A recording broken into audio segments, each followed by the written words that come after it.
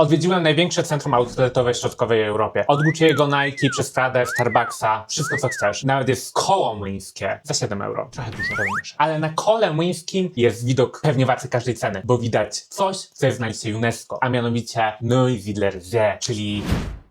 Dzisiaj pokażę Wam Pandorf Outlet, największy outlet w krajach niemieckojęzycznych i największy w całej Europie Środkowej. Rocznie odwiedza ten outlet nawet 6 milionów osób. Outlet jest bardzo międzynarodowym miejscem. 44% pracowników pochodzi z krajów sąsiadujących z Austrią, czyli głównie Węgier i Słowacji, oraz 1/3 klientów dojeżdża tutaj z zagranicy, właśnie z tych krajów. Centra outletowe są naprawdę bardzo różnokulturowe. Pracują tam pracownicy zarówno z Węgier, Słowacji, Austrii, no jak i oczywiście nowo przybyli pewnie również Polacy. Sam znam historię osoby, która jest nauczycielką na Słowacji, ale wie, że na Słowacji by nie zarobiła aż tak dużo, jak sprzedawca właśnie w tym centrum. I dzięki swojemu bliskiemu położeniu z granicą Austrii, dużo pracowników jest z Węgier i Słowacji. Outlet wybudowany jest w stylu, powiedzielibyśmy, neohistorycznym. Budynki tutaj, w których umieszczone są sklepy, przypominają austriackie miasteczko. Oczywiście wszystko jest sztuczne. Całość, bym powiedział, przypomina trochę Dziki Zachód i miasteczka stylizowane na miasteczka na Dzikim Zachodzie w Ameryce Północnej. Tak, wiem, że ten filmik na YouTubie nie jest najlepszy, ale ciągle się uczę i będę wdzięczny, jeżeli to zasubskrybujesz. Nie musisz tego udostępniać, ale możesz napisać w komentarzu bla bla bla bla bla bla, bo to podniesie trochę moje rankingi. Są bardzo słabe. W outlecie zatrudnionych jest nawet 2000 pracowników, którzy pracują na rzecz 160 różnych sklepów. Całość ulokowana jest na 40 000 metrach kwadratowych. No i outlet jest nie tylko jednym z największych pracodawców w Burgenlandzie, ale w całej Austrii. Mało kto z odwiedzających to miejsce wie, że oprócz języka niemieckiego obowiązuje tutaj również język chorwacki. Nie w swojej tradycyjnej formie jest to burgenlandzko-chorwacki, jest to język mniejszościowy uznany w Austrii. Posługuje się w nim w całym kraju około 60 000 osób i powstał w wyniku najazdu Turków na Chorwację. Chorwaci uciekali od Imperium Osmańskiego, osiedlali się w głębi kraju i tutaj w wyniku mieszania się języka niemieckiego, chorwackiego i węgierskiego powstała odmiana nowego języka, czyli burgenlandsko-chorwacki.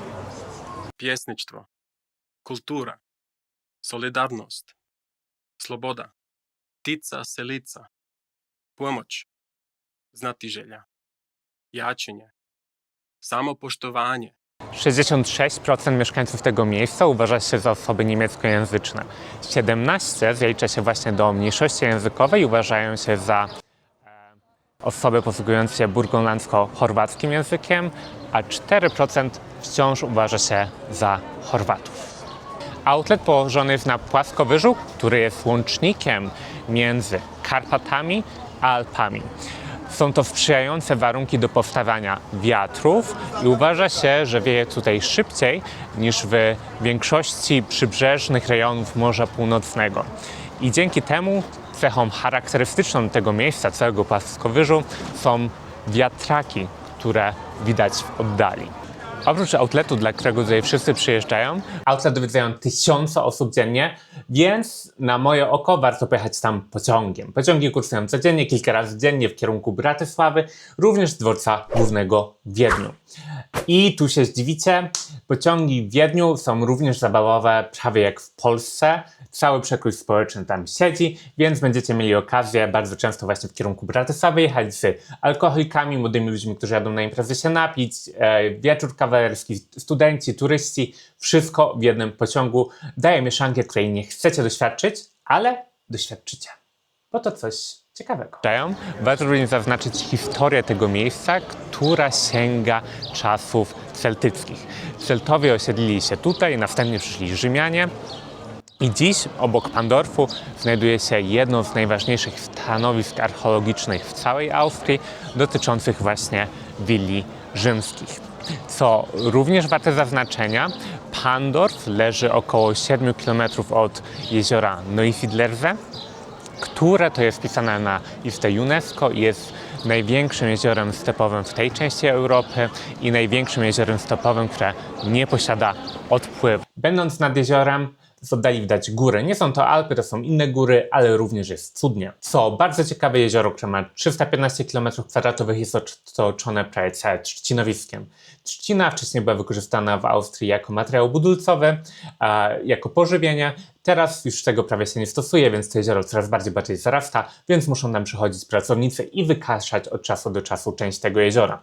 Jezioro potrafi wysychać. Co kilka lat jezioro wysycha całkowicie, nie ma tam dopływu rzeki, więc dopiero deszcz albo podziemne źródła mogą napełnić to jezioro z powrotem. Jezioro jest super płytkie, więc jeżeli tam jedziecie z dziećmi, możecie się tam śmiało kąpać.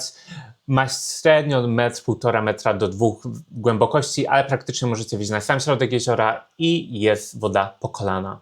Duża część terenu wokół jeziora jest kontrolowana przez rodzinę Esterhazy, jedną z najbardziej znanych rodzin szlacheckich w Austrii i Węgrzech. Jeśli będziecie w Wiedniu, koniecznie spróbujcie ciasta Esterhazy. Smakuje dużo lepiej niż Sachertorte, który smakuje jak słaby murzynek.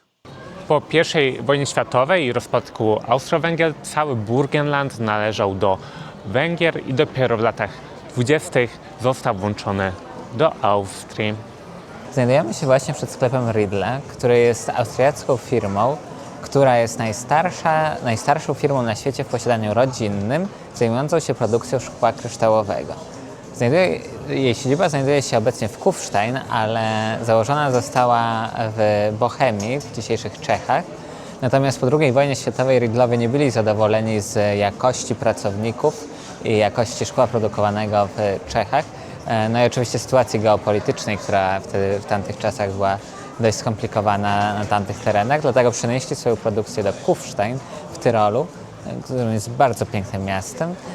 I tam w Kufstein właściwie produkują zaledwie 1% swoich produktów, ale generują 10% zysku, gdyż produkują tam, wszystkie produkowane tam kieliszki są ręcznie robione, z oryginalnymi wykończeniami i również najlepszej jakości.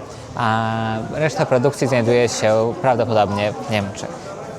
Ja polecam do zakupu. Nawet dzisiaj te kieliszki są uważane za luksusowe, więc jeżeli chcecie, ja zachęcam Was do zakupu. To na pewno będzie dużo lepsza pamiątka niż jakieś gówno, które kupicie w Austrii.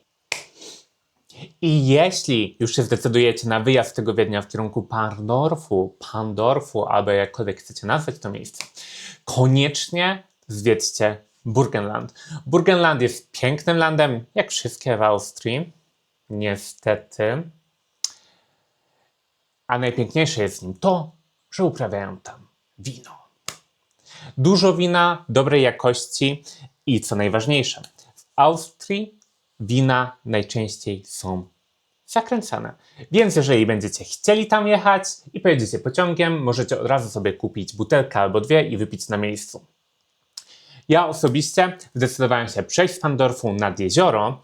To nas zajęło około godziny, ale było warto. Szło się wzdłuż pól, oglądało się teraz kwitnące kwiaty, więc cała droga była bardzo przyjemna. No i do tego było wino.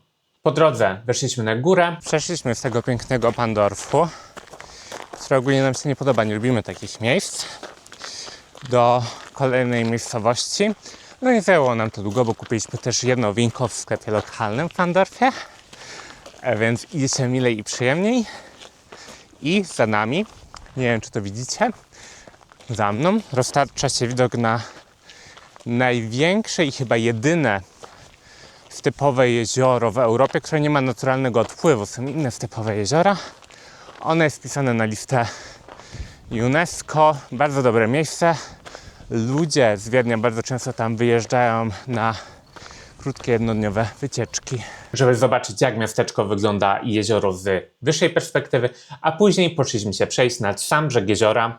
To jezioro jest bardzo chętnie odwiedzane przez osoby z Wiednia, szczególnie w lato, bo jest zawsze ciepłe. Jeżeli chcecie usłyszeć więcej takich ciekawych ciekawostek i jeżeli chcecie przyjechać do Austrii albo do Wiednia, zaobserwujcie mój kanał na YouTubie i na TikToku. Chyba teraz będę mówić tutaj o Austrii.